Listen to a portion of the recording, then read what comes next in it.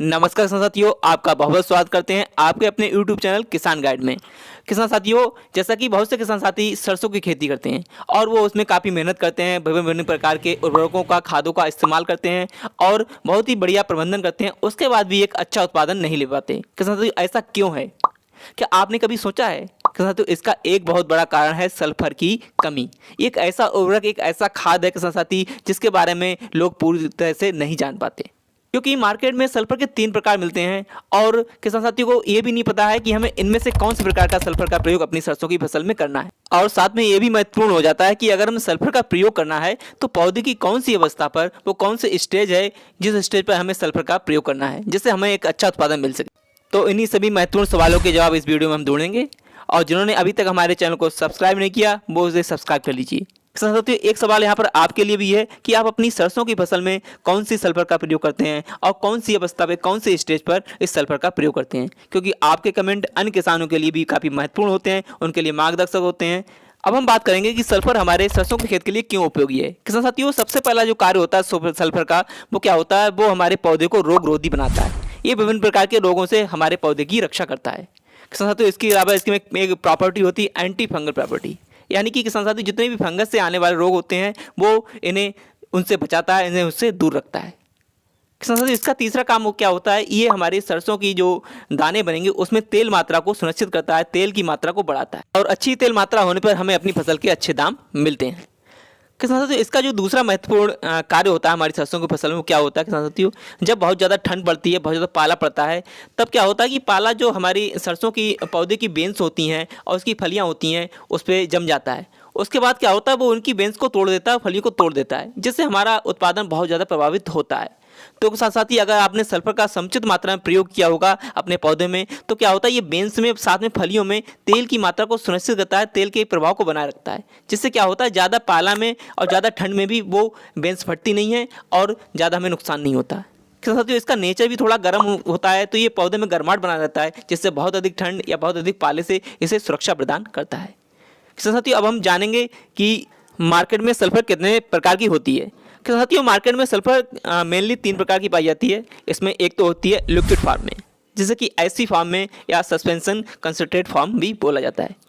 किसान साथियों, ऐसे किसान जो सरसों की फसल में ड्रिप से सिंचाई करते हैं उनके लिए एक वरदान है, क्योंकि ड्रिप से सिंचाई करने पर उनका खर्चा बहुत कम आता है। किसान साथी, इसका प्रयोग हमें लिक्विड फॉर्म में अपनी फसल में कब करना चाहिए? किसान साथियों, जब हमारी फसल में फूल की अवस्था हो, उसमें क्या होता है कि अगर हम दानेदार या किसी दूसरे पाउडर फॉर्म वाली सल्फर का प्रयोग अपने खेत में करेंगे तो वो अच्छे रिजल्ट नहीं देगा। तो किसान साथी, ध्यान रखेंगे, अगर आपको फूल आने की अवस्था पर सल्फर का प्रयोग करना है तब आप ये लिक्विड फॉर्म की सल्फर का प्रयोग कीजिएगा। उस समय हमें जो अपनी सल्फर की मात्रा लेनी है वो लेनी है 800 ग्राम प्रति एकड़ के हिसाब से। किसान साथी, यहाँ पर एक सावधानी बरतनी भी जरूरी है कि लिक्विड फॉर्म की सल्फर का प्रयोग केवल ड्रिप में या फूल आने के बाद भी करना है, इसके अलावा कभी भी नहीं करेंगे। किसान कर तो सकते हैं, लेकिन क्या होता है, अगर आपने इसकी मात्रा थोड़ी भी इधर से उधर हुई तो आपकी पूरी फसल जल सकती है, क्योंकि इसकी टेंडेंसी, इसका जो नेचर है वो बहुत ही गर्म प्रकार की होती है। तो साथियों, इसका हम प्रयोग केवल 2 अवस्था, या तो हमें जब ड्रिप से सिंचाई करनी तब करेंगे, या फिर हमें फूल आने की अवस्था में सल्फर देना है तब करेंगे। अब हम बात करते हैं दूसरे प्रकार की सल्फर की। इसे बेंटोनाइट सल्फर के नाम से जानते हैं और मूंग की दाल के दाने के समान होती है किसान साथियों, और इसका प्रयोग हमें ध्यान रखिएगा हमेशा केवल जड़ पे करना है किसान साथियों। जब हम बुवाई करेंगे उसी समय कूड़ में जब हम डालेंगे अपनी सरसों के दानों को, तभी उसी के साथ हम इसे देंगे किसान साथियों। इसके बाद इसका प्रयोग बिल्कुल भी नहीं करना है, क्योंकि किसान साथियों ये धीरे धीरे जल के साथ मिट्टी में घुल जाती है और हमारे पौधे को मिलती रहती है। तो किसान साथियों, इसको केवल हम तभी प्रयोग करेंगे और इसकी हमें जो मात्रा लेनी है वो लेनी है करीब 6 किलोग्राम प्रति एकड़ के हिसाब से।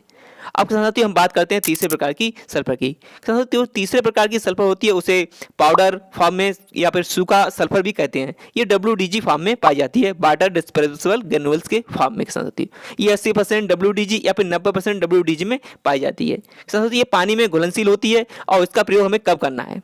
इसका प्रयोग हम तभी करेंगे कि अगर आपने बुवाई के समय दानेदार सल्फर यानी कि बेंटोनाइट सल्फर नहीं दी है, तो हम इसका प्रयोग पहले पानी या फिर दूसरे पानी में कर सकते हैं। किसान साथियों, हमें इसकी मात्रा लेनी है वो करीब लेनी है 4 से लेकर 6 किलोग्राम प्रति एकड़ के हिसाब से किसान साथियों।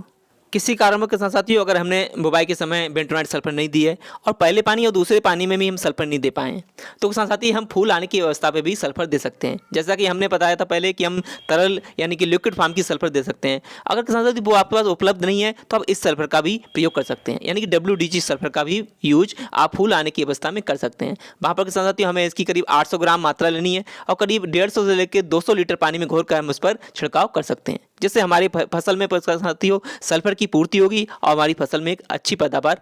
तो इस वीडियो में हमने जाना कि सल्फर 3 प्रकार की होती है और तीनों का हमें कब कब प्रयोग करना चाहिए और किस मात्रा में प्रयोग करना चाहिए और हमारी फसल में सल्फर का क्या रोल है, क्या महत्व है। तो किसान साथी हम आशा करते हैं ये जो वीडियो आपके लिए बहुत महत्वपूर्ण रहा होगा। अगर ये महत्वपूर्ण रहा है तो किसान साथी एक लाइक जरूर कीजिएगा, साथ में किसान साथी इसे शेयर भी कीजिए, हमारे चैनल को सब्सक्राइब कीजिए और कमेंट भी कीजिए। जय जवान जय किसान।